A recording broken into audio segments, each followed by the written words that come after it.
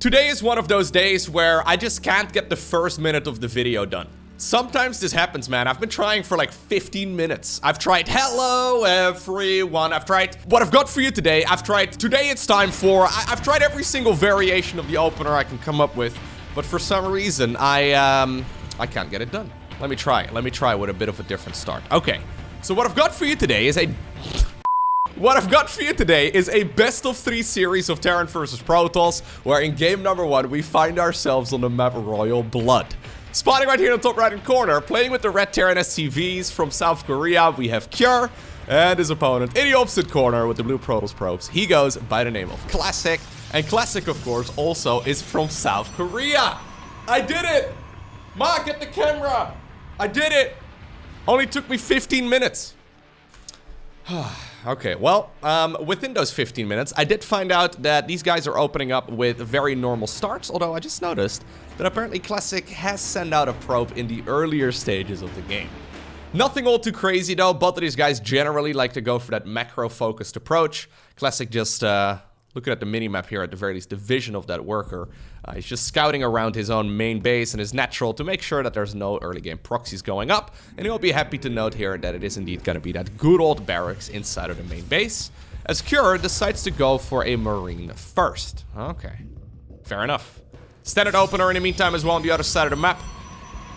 Classic decides to go for the Cybercore into the Nexus. Normally against Zerg you would go Nexus into the Cybercore, but against Terran, usually you're gonna wanna get either like a Stalker or an Adept out at the earlier stages of this game. Now, that being said, okay, Kjur actually gotta go for a Marine into a Reaper. This is something I've seen Terran players experiment with over the last couple of months. Well, I guess this was a build that we saw in the earlier stages of the meta as well, right? So, what's fun about this one, right, is that Protoss players are very well aware of the timing at which that Reaper is supposed to show up. So normally you go for a Reaper as your very first unit that pops out of the barracks.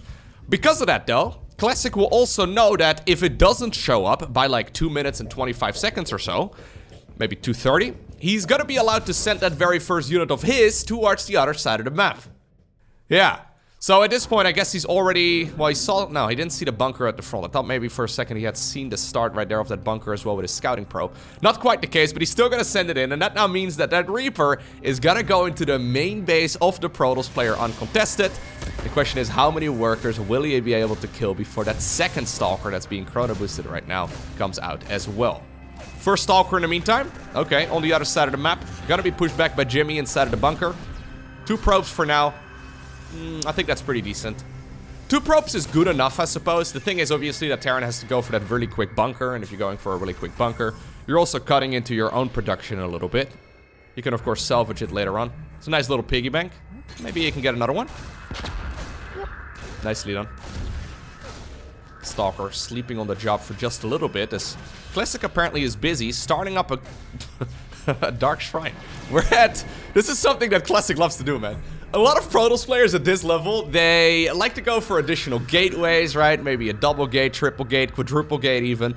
But not Classic. Classic will add on gateways after the tech. Usually he goes straight for whatever tech he's got planned for the particular game that we're playing. And, well, in this match, apparently it's like a 3-minute and 10-second start on that Dark Shrine. Robo facility in the meantime, proxied on the other side of the map as well. This is, well, a Dark Templar rush. Not something we see very often at this level of play because, well, Terran players are very good at countering it.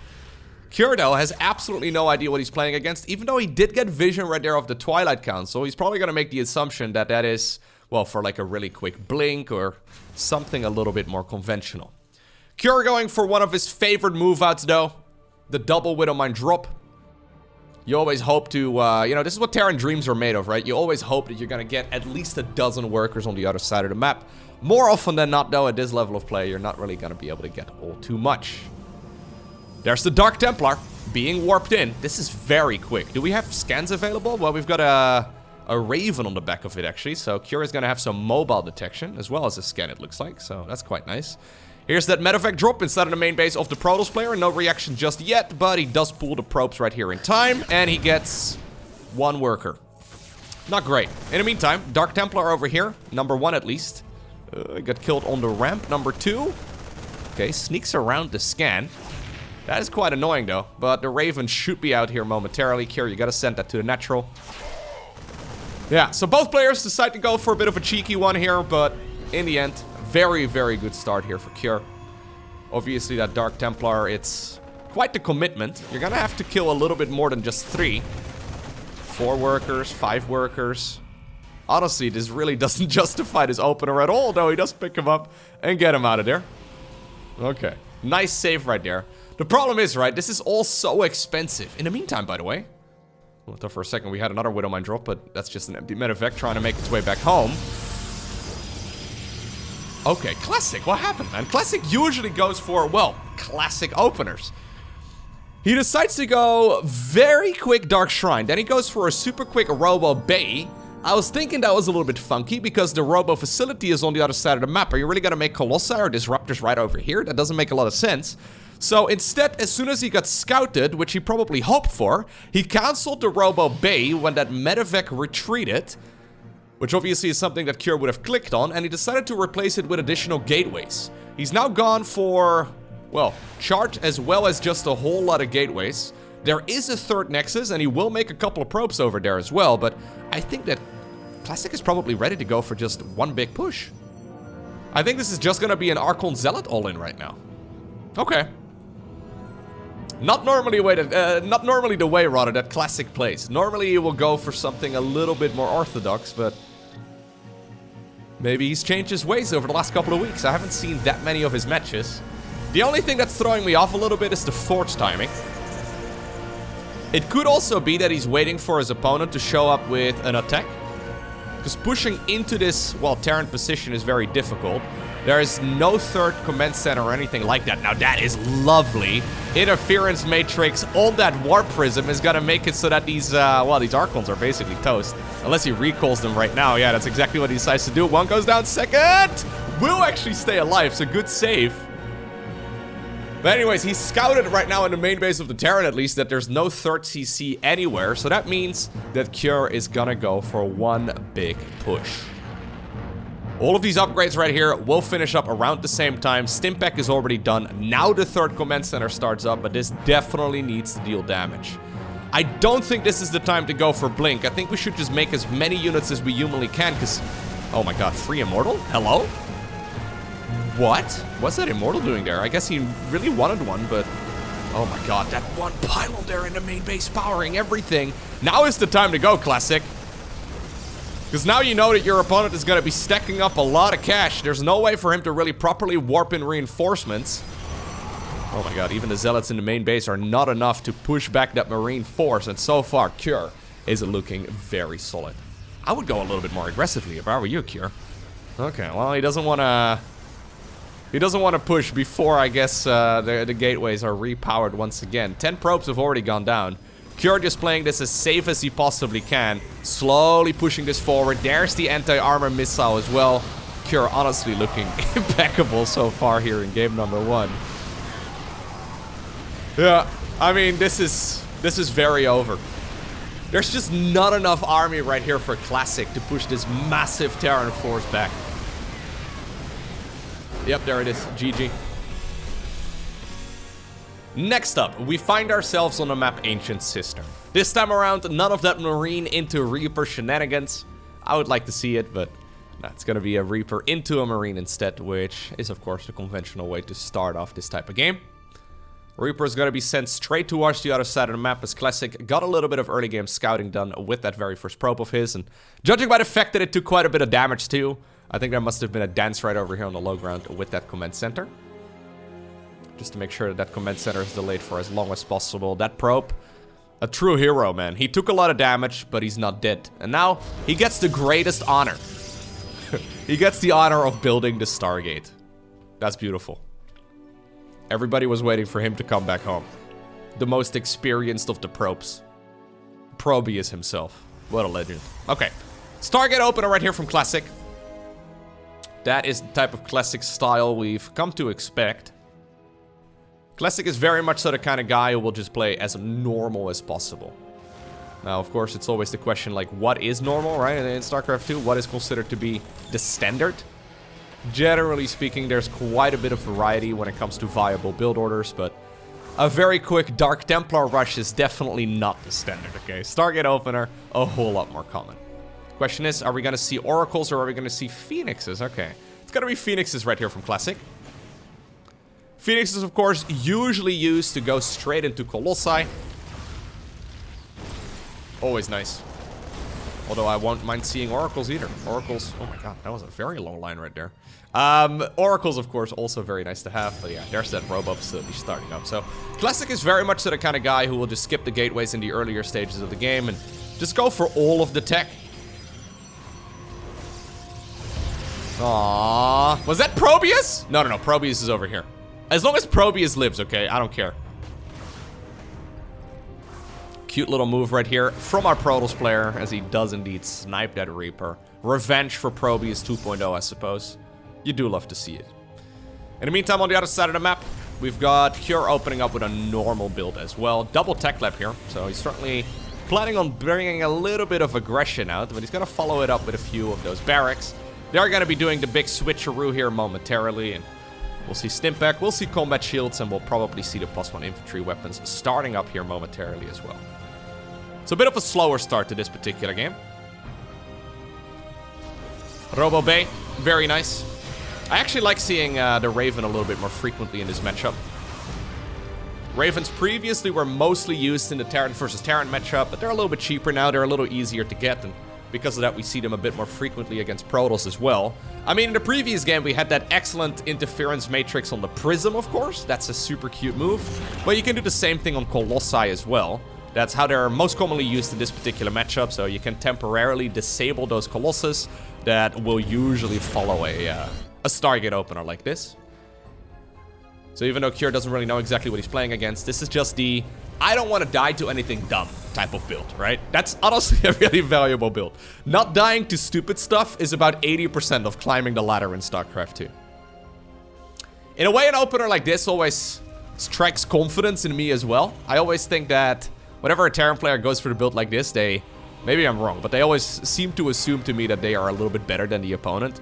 They seem to at least make the assumption that they will win the game if it goes the distance, and this is one of those builds that kind of forces the game to go on a little bit longer.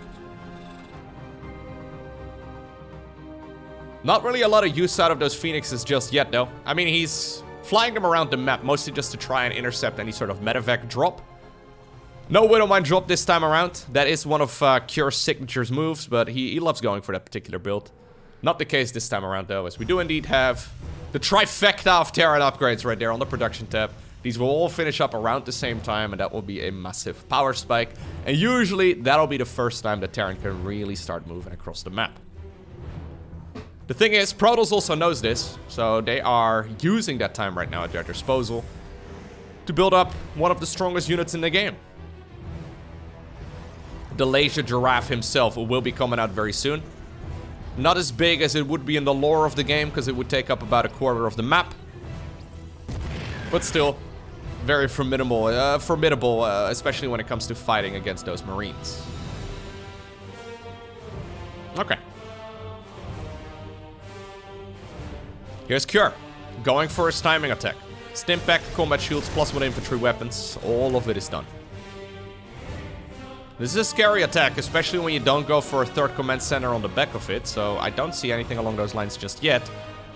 We're only on triple barracks production though, so I do think he wants to add on a little bit more eco here momentarily, but he's looking to deal some damage here for certain. Interference matrices are going to be absolutely critical. Observer over here also scouting around the perimeter, trying to figure out if there is a third command center. Well, it just started up right around the same time. Viking drop in the main base, by the way. But right around... Go back in the air, you! It's a little bit funky. But right around the same time as Protoss is fully saturated on 3 bases already. So, assuming Classic holds on here, he's gonna be A-okay. Classic even confident enough now to start thinking about a 4th Nexus. And Cure just mostly marching around. I never really feel comfortable with openers like this, though, from Terran. Because you're basically just saying, hey, I am gonna give you the economical advantage for a long time. Now, obviously, Terran has mules, so you can see the roller coaster over here, but the income advantage is definitely right now in the camp of the Protoss. And maybe it's because I mostly play Zerg on the ladder, but I get a little bit uncomfortable, man, when Protoss gets to make a maxed out army. And that's essentially where this sort of thing leads. Although there is a chance that Cure has now outmaneuvered his opponent a little bit. Charge is not done just yet. He's going to be able to grab a couple of those zealots. Okay, not bad at all. It's going to finish, though, momentarily. And that is going to make the base defense significantly easier. Classic, teching up towards Archons here as well. He could go into High Templar if he wants to. Maybe with a little bit of Storm. And yeah, with Charge done, he can start contesting this very nicely. There's an anti-armor missile, so at least softening up a couple of those zealots, but the lasers already putting in so much work. Amazing start right here for Classic. This is exactly what you're hoping for. That being said, third command center at this point is done. Cure's been building up his own army as well. Added on additional production. He's a little concerned for a potential counterattack right here from Protoss, but honestly, Classic is very much the kind of guy who will maybe go for like a, you know, a Zealot warp in inside of the opponent's main base, maybe a Zealot run by, but he's not really the type of guy who will go for a 3-base all-in very often. So even though Protoss hasn't shown the 4th Nexus yet, Cure doesn't know that he's playing against 4 Nexus. I think it's a safe assumption to make. That now means, though, that both players are teching up. So we've got ourselves Ghost coming out. Ghost EMP, most commonly used against clumped up Zealots. But obviously it's good to soften up that entire Protoss army whenever possible, especially when you're going up against Archons, maybe High Templar as well.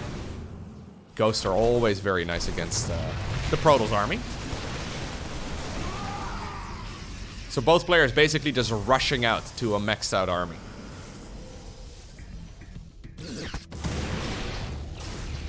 Okay. So, it's worth noting here that we don't have the Psionic Storm research going on. So the High Templar are just being made right now to morph into Archons. So Classic is going to max out on a very strong army, but not quite as strong as it could be, as instead he decides to go for triple Robo on the back of this. He is, for all intents and purposes, maxed out right now. He just needs one additional warp in, just waiting for some of those gateways to once again be available. And then he'll be able to warp in his final group of units for now. As we go for a couple of hallucinated Colossus. Okay. Interesting. Just trying to, yeah, I guess bait the target firing of only a handful of Vikings. There's only 6 Vikings available right now. Positioning those units as well in such a way that there's a good chance that, yep, they are going to be the ones targeted down first. That being said, though, anti-armor missile as well as an interference matrix, making it difficult for the Protoss to justify continuing this fight. And it looks like Classic wants to go back home as he now starts, well, Corona boosting out a couple of those Disruptors instead. So he is going to go for a second source of splash damage. It won't be High Templar. It's going to be these units right here instead. So Disruptors, always a fun unit to see. Zealot run by right now, heading on over at least towards what seems to be the 3rd base of the Terran. Cure transitioning right now towards the 2-2 upgrades as well. Double NG Bay upgrades, always nice to have. EMP, boom boom, very nice. Okay, and now the Colossi are starting to hurt quite a bit as well. Anti-armor missile also connected there. Beautiful move back right there from Classic 2. At the same time, though, those Zealots that we saw earlier, okay, they are absolutely destroying the mineral line. And that makes this push very do or die right here for Cure. He's done a lot of damage, yes. This fight has been going fantastic for him, yes. But this also, I mean, needs to deal damage. Those Zealots, they're finally being addressed right now with a couple of the reinforcing Terran units, but they're still not entirely done for. Then again, though, Cure has just destroyed his opponent's 3rd base, at least the economy here. And I don't think that that Nexus will be too far behind. Reinforcing Disruptors just about available as well, but I think that Nexus is super gone. SCVs, though, are, well, going down in very large numbers. 37 of them have gone down, but so does this Nexus. Okay. Ooh. Couple of Ghosts right over there as well as a Marine. Oh, no, careful. Obviously, the Purification Nova can deal friendly fire as well. It's not usually what you want. Not usually trying to kill your own units in a game of StarCraft 2. Okay. The Medevacs are without energy, though. So I think it's about time that these units pick up and get on out of there. Reinforcing units not showing up. Landed Vikings as well. Trying their very best. 4th Command Center actually never finished up. Would love to see that one finished with maybe a little bit of an orbital command build on top of it. Or cancelled, I guess. But it being done like 80, maybe 95% of the way, it's not ideal. Yeah, okay. We're gonna finish it up here eventually. Normally you turn that into a planetary fortress, but maybe an orbital in a game like this is a little bit better just to rebuild that economy. One thing that's also worth noting, by the way, is that there is a nexus at the 6 o'clock position that Terran hasn't seen. So Terran doesn't know about that base over there in the bottom of the map, and that actually may be a little bit of a misread. It's very scary to push into this type of army, though, because those Disruptors, I mean, he's dodged them very well so far, but those Disruptors can accidentally blow up, well, about that much on the screen, right? They can deal a lot of damage. Zealots, once again, hoping to go for another run-by. See a couple of snipes. Okay, at least a few of them will go down. Kira's gonna scout out this base over here on the left side, so this is a clear indicator that it probably is on the bottom of the map instead. But he's very far away from that location. Okay, so, big picture here. Classic has got a whole lot more workers available than his opponent. Mules are nice. He did indeed go for an orbital command over here on that 4th command center, which I think is very clever. Being able to drop 4 of those mules at once is fantastic. Kira right now, though, cycling his units towards the 6 o'clock position. There's the Disruptor. Okay, that's the type of Disruptor hit you want to see here as Protoss.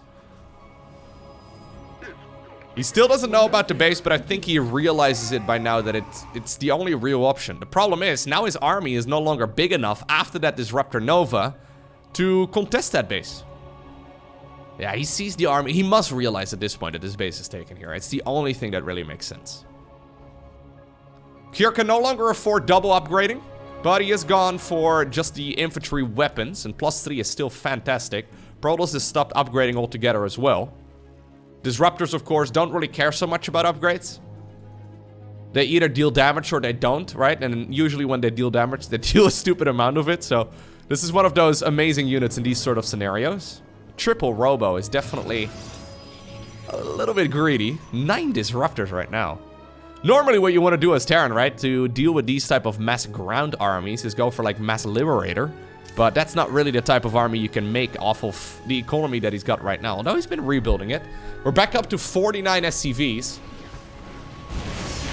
Now though, it's up to the Protoss player to deal some damage. Big EMP right there, softening up a lot of that Protoss army. Okay, Terran coming in from multiple angles here. Ooh, that Disruptor could have done so much damage, but completely overshot. Okay, the follow-up right there was quite a bit better. This fight's looking amazing right now, though, for our Protoss player. A lot of his firepower is in those Disruptors, though. He doesn't have a lot of sustained damage. A couple of retreating Novas as well. That, ooh, Archon super low in HP. Okay.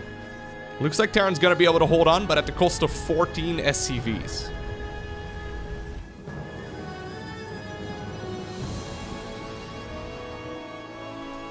The 4th Nexus 2.0 should finish up here momentarily.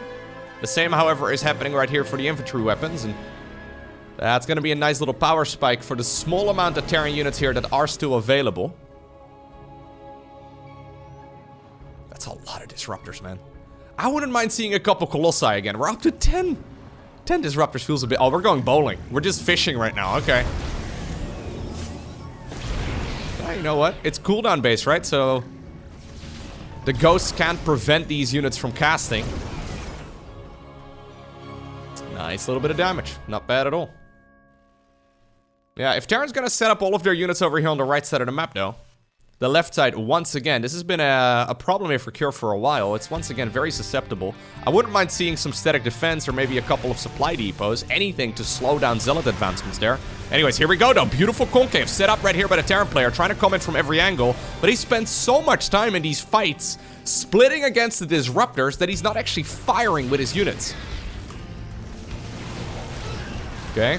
Just hunting down whatever he can. Yeah, rolling those balls whenever they're available. I would love to see another Zealot run by right over here, although maybe that's a little bit too expensive. High ground advantage, though, still noticeable. Okay, we're just settling for whatever damage is possible.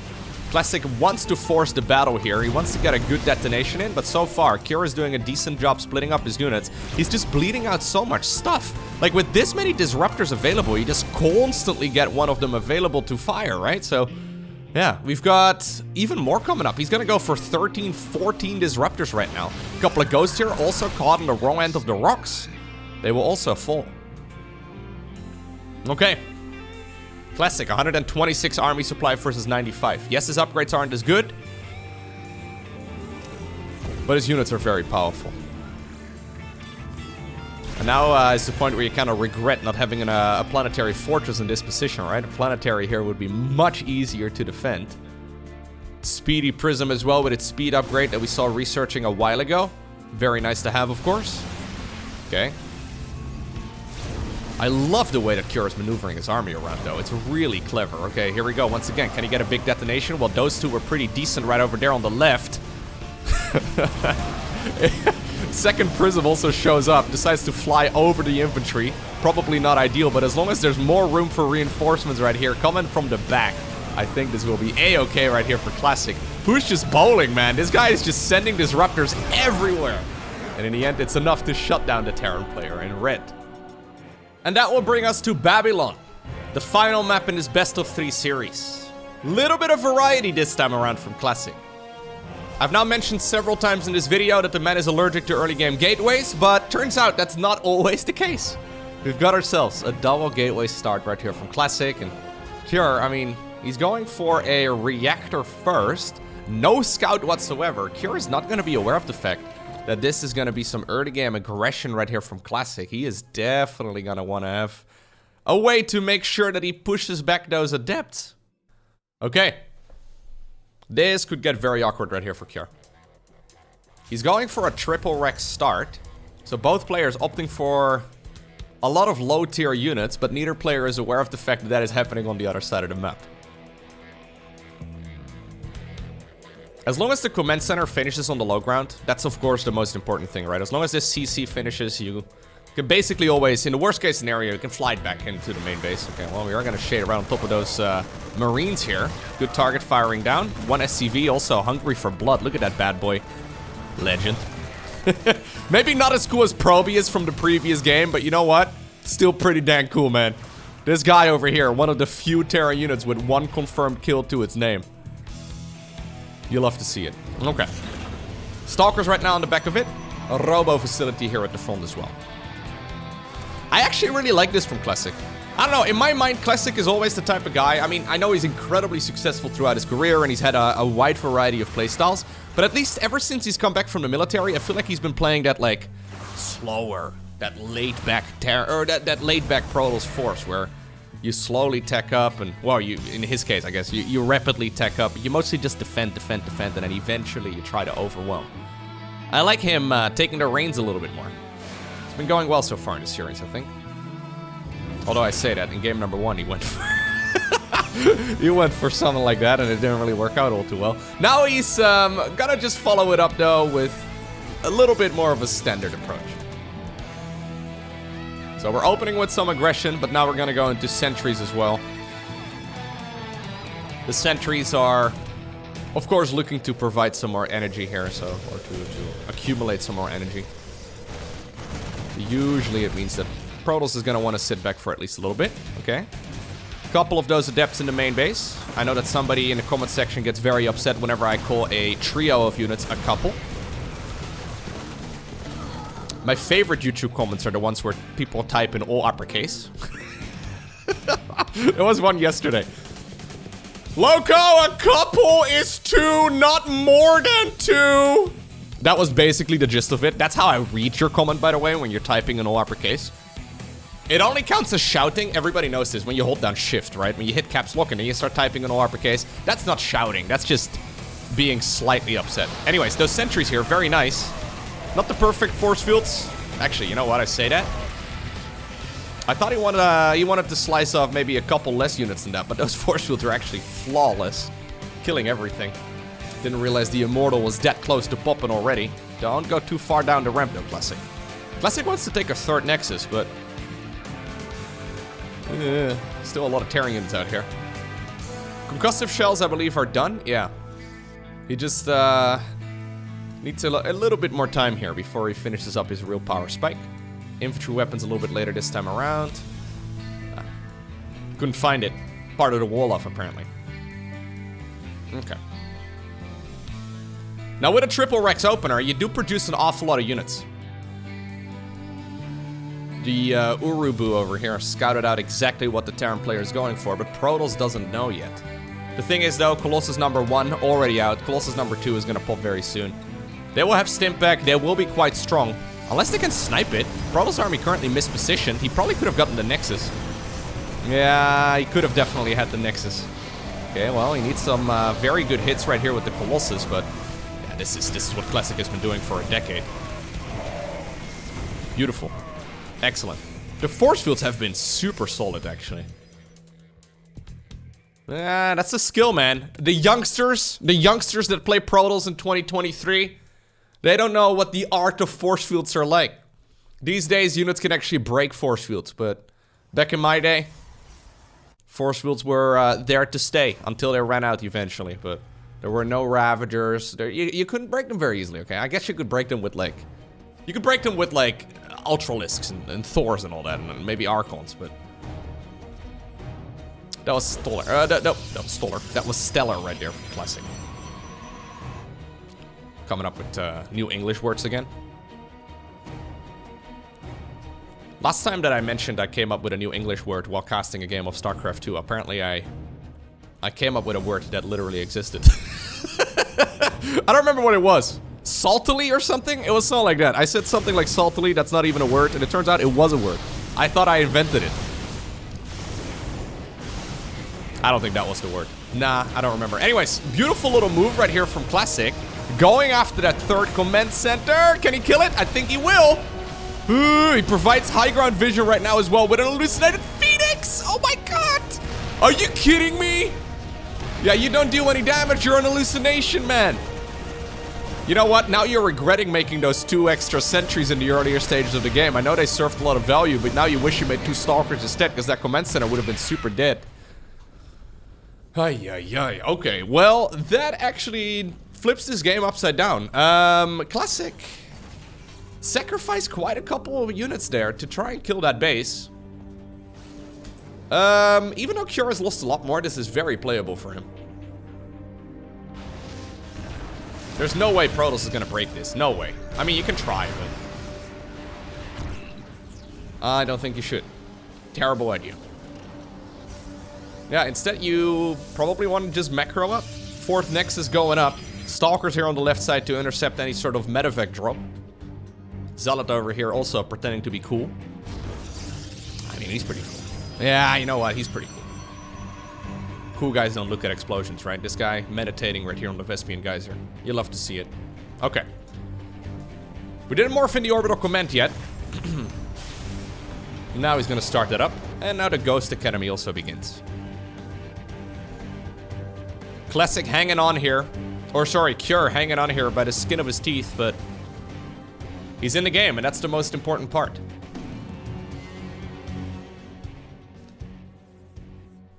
It's always tricky, right? When Terran goes for this many siege tanks to break it. So you can try and break it with like a Zealot run by. You can try and break these positions with like your entire army, but it's a commitment. And I really love that Cure is actually positioning a bunch of his supply depots forward like this, and that he has a bunch of Vikings up in the air too.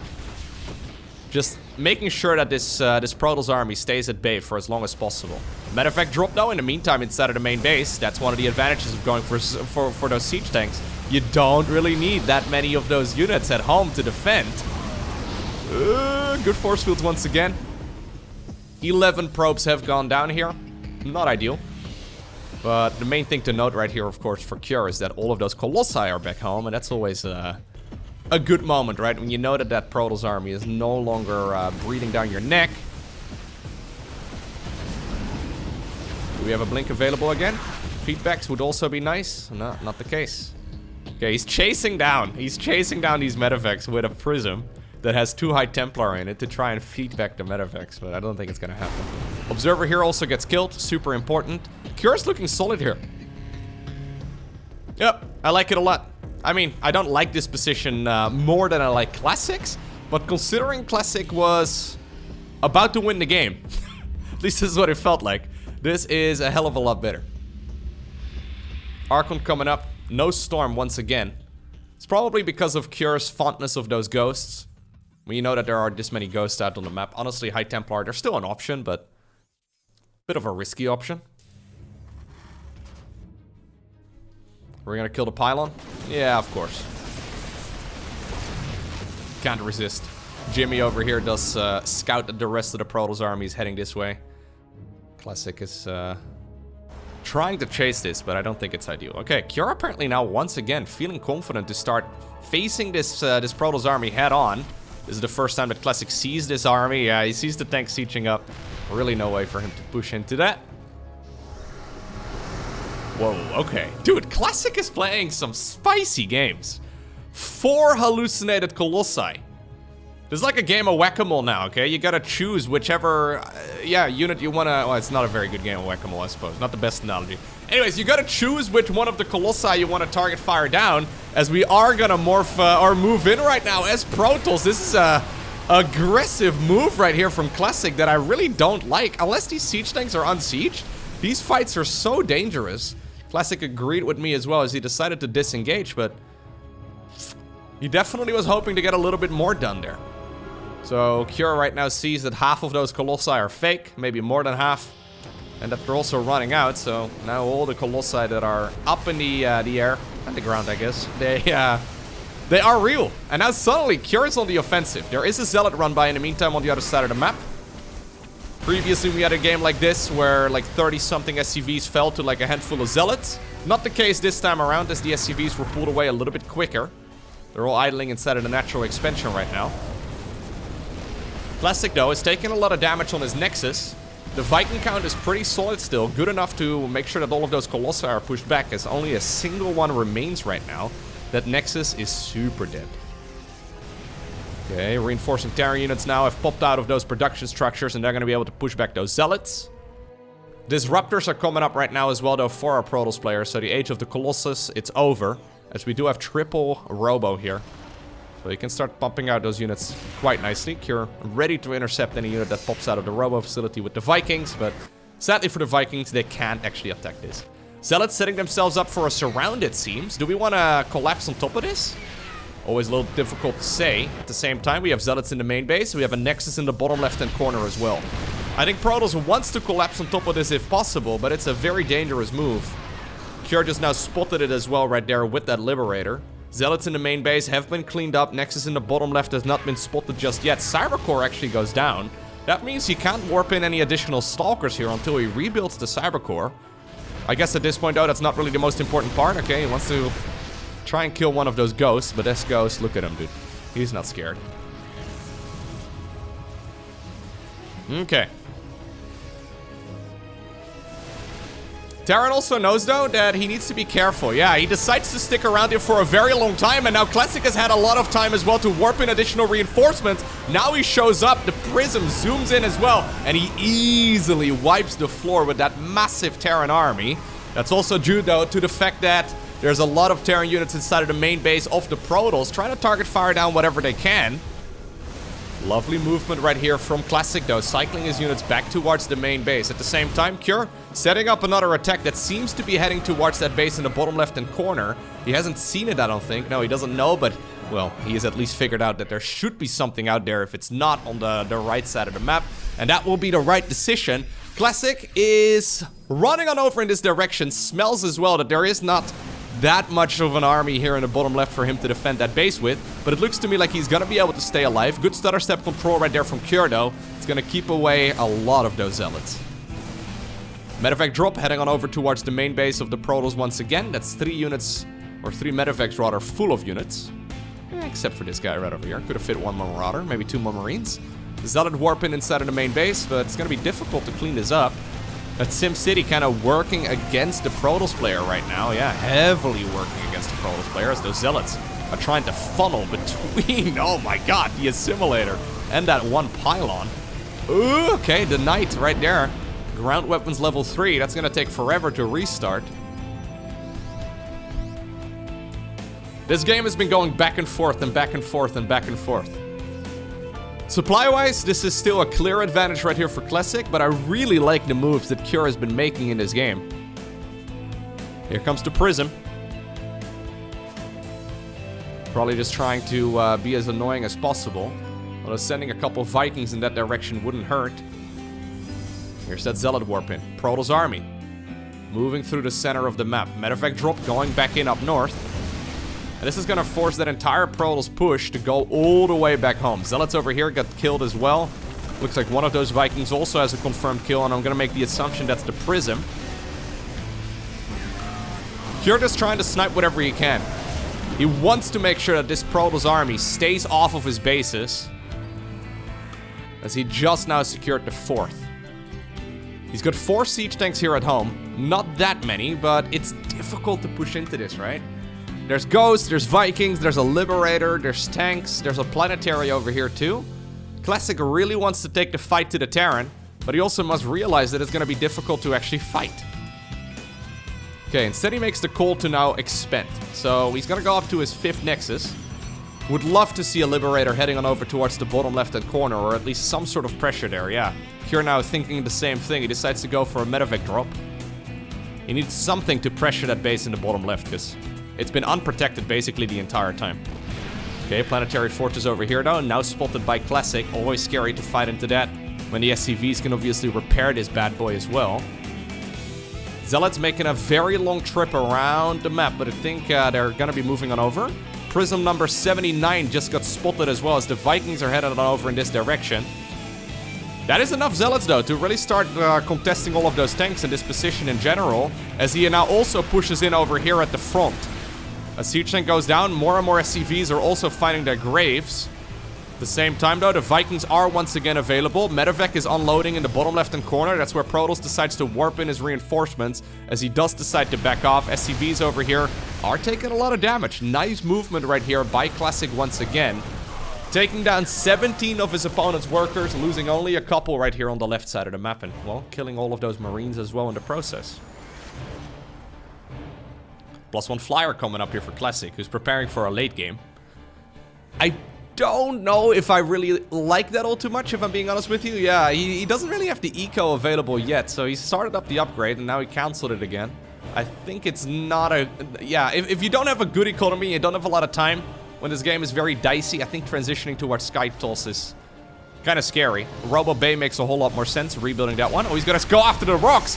He wants to knock down the rocks to try and prevent the Terran army from getting a huge surround in, but he doesn't get them down in time. Now Curious engaging from every single side. We have the Disruptors just rolling forward in whatever direction, and there's the recall, trying to get that Protoss army out of there, but that was a brilliant fight right there by Cure, setting up that engagement so well. Well, at the same time, there's also a push over here in the bottom.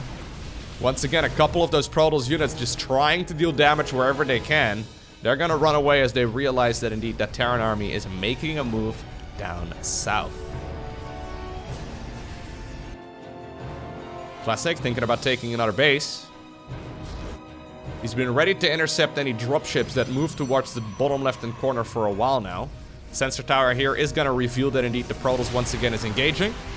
But he doesn't need everything. Yeah, now we're at the point where Kjor can actually start contesting the Terran, or sorry, the Protoss here, but like half of his army. He's now grabbed the supply lead for a long time, or for the first time in a long time, rather. That Nexus at the 12 o'clock position, definitely not going to happen. Ooh, we have a Dark Templar trying its very best as well to deal some damage, but it's not enough to kill the Orbital Command. Kjor, though, not done yet apparently up north. He wants to go after this newly acquired base by Classic as well. I guess he reacquired it. You know, some of these mineral fields are dangerously low already. Okay. 19 probes have gone down. Classic trying to outmaneuver Kjor over here on the other side, but that's not really happening. He's now trying to set up his own wraparound here on that Terran army. Kjor, though, apparently trying to prevent the sandwich from happening by having a sandwich of his own setup. Okay, we have units in small little clumps everywhere. This fight over here is going well so far for the Terran player, but now the Protoss is collapsing on top of this. But now the Terran is collapsing on top of the Protoss. That's collapsing on top of the Terran. Protoss is winning the fight up north. Terran is winning the fight down south. Prism is going to end up going down here as well as that Disruptor. And with that Protoss army being cleaned up, it's Kjor who wins game number 3 in this best of 3 series, and therefore he is victorious.